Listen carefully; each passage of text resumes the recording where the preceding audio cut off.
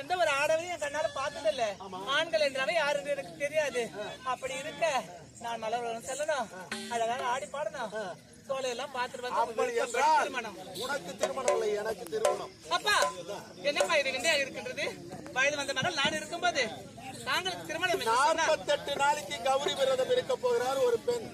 நானும் உனக்கு திருமணம் ஆக நேரத்தில் ஒத்த காலில் நின்று பாத பூஜை செய்தார். ஆனால் இருவருமாக சேர்ந்து பாத பூஜை செய்ய வேண்டும்.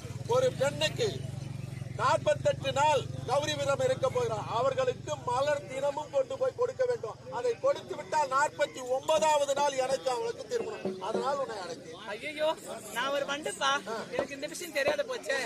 ஆமாப்பா, எனக்கு திருமணம் ஆகும்போது நீங்க தனியா நிக்க முடியாது. உங்களோட துணையான ஒரு தாய் இருந்தா தான் பாத பூஜை செய்ய முடியும். அதற்கு நல்ல வார்த்தை தானப்பா, உங்களுக்கு விருப்பப்படி நான் செய்யறேன்ப்பா. சீக்கிரம் சர்வ ஜாக்கிரதையாக நந்தவனம் சென்று சீக்கிரம் புறப்பட்டு வர வேண்டும். சரிங்க.